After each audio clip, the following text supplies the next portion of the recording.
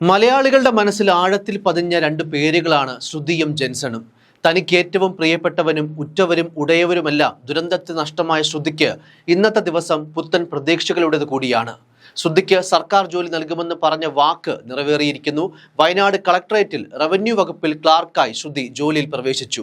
രാവിലെ 10 മണിയോടെ വയനാട് കളക്ടറേറ്റിലെ ADMന്റെ ഓഫീസിലെത്തിയാണ് ശ്രുതി പുതിയ ജോലിയിൽ പ്രവേശിച്ചത്. മുന്നോട്ടുള്ള ജീവിതത്തിന് കൈത്താങ്ങായതിൽ സന്തോഷമുണ്ടെന്നാണ് ജോലിയിൽ പ്രവേശിച്ചതിന് പിന്നാലെ ശ്രുതി പ്രതികരിച്ചത്. മുന്നോട്ടുള്ള ജീവിതത്തിന് കൈത്താങ്ങായതിൽ സന്തോഷമുണ്ട്, സർക്കാരിനോട് നന്ദിയുണ്ട്. ഓരോരുത്തരുടെയും പേര് എടുത്തു പറയുന്നില്ല, എല്ലാവരും സഹായിച്ചിട്ടുണ്ട്, എല്ലാവരോടും നന്ദിയുണ്ട്.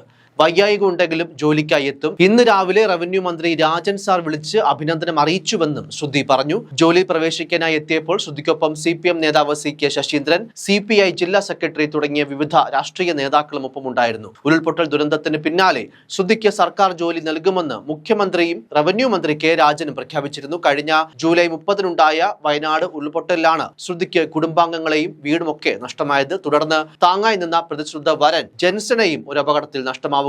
കഴിഞ്ഞ മാസമാണ് റവന്യൂ വകുപ്പിൽ നിയമനം നൽകിയുള്ള സർക്കാർ ഉത്തരവ് പുറത്തിറങ്ങിയത്. ഉരുൾപൊട്ടലിന് ശേഷം ബന്ധുവിനൊപ്പം കൽപ്പറ്റയിൽ കഴിയുന്ന ശ്രുതിയുടെ വിവാഹം കഴിഞ്ഞ മാസം നടത്താനിരിക്കവെയായിരുന്നു വരനായ ജെൻസന്റെയും അപ്രതീക്ഷിത വിയോഗം. റവന്യൂ വകുപ്പിലെ തപാൽ വിഭാഗത്തിലായിരിക്കും ശ്രുതി ജോലി ചെയ്യുക. സർക്കാർ ജോലിയുടെ മാനദണ്ഡങ്ങൾ പൂർത്തിയാക്കിയ ശ്രുതി ഒപ്പം നിന്ന എല്ലാവർക്കും നന്ദിയുണ്ടെന്ന് പ്രതികരിച്ചു. ശ്രുതിയുടെ താല്പര്യം കണക്കിലെടുത്താണ് വയനാട് കളക്ടറേറ്റിൽ നിയമനം നൽകിയത്. നിലവിൽ ചെയ്തിരുന്ന ജോലി തുടരാൻ കഴിയാത്ത സാഹചര്യത്തിൽ സർക്കാർ ജോലി ശ്രുതി ആഗ്രഹിച്ചിരുന്നു. ഇതിന് പിന്നാലെയാണ് ശ്രുതിക്ക് ജോലി നൽകുന്നതായി മുഖ്യമന്ത്രി പിണറായി വിജയൻ പ്രഖ്യാപിച്ചത്. ചൂരൽമലയിലെ പുതിയ വീടിന്റെ ഗൃഹപ്രവേശം പൂർത്തിയായി കല്യാണ ഒരുക്കത്തിലേക്ക് കടക്കുമ്പോഴാണ് ശ്രുതിയുടെ ജീവിതത്തിൽ വലിയ ആഘാതങ്ങളൊക്കെ ഉണ്ടാക്കിയ ഉരുൾപൊട്ടൽ ഉണ്ടായത്.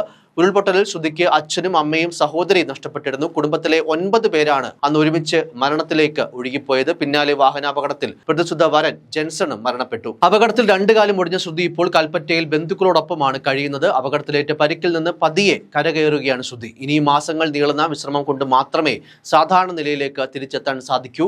എന്തായാലും ശ്രുതിയുടെ അതിജീവനത്തിനായി മലയാളികൾ ഒന്നടങ്കം ആഗ്രഹിച്ചിരുന്നു. മാനസികവും ശാരീരികവുമായി ഉണ്ടായ ദുരിത ആഘാതങ്ങളിൽ നിന്നും ഓർമ്മകളിൽ നിന്നുമൊക്കെ ശ്രുതി പതിയെ സാധാരണ ജീവിതത്തിലേക്ക് സഞ്ചരിക്കുകയാണ്. അത്തരത്തിൽ സന്തോഷമേകുന്ന, ആശ്വാസം നൽകുന്ന ഒരു വാർത്ത കൂടിയാണ്. അതിനുമെല്ലാം അപ്പുറം ജീവിതത്തിൽ ഇനി എല്ലാ പ്രതീക്ഷകളും അസ്തമിച്ചു എന്ന് ചിന്തിക്കുന്നവർക്ക്, പ്രതിസന്ധികളിൽ തളർന്നവർക്കൊക്കെ ഒരു മാതൃകയാക്കേണ്ട ഒരു അതിജീവനത്തിന്റെ മുഖം കൂടിയാവുകയാണ് ശ്രുതിയും ശ്രുതിയുടെ ജീവിതവും. News desk, focus news TV.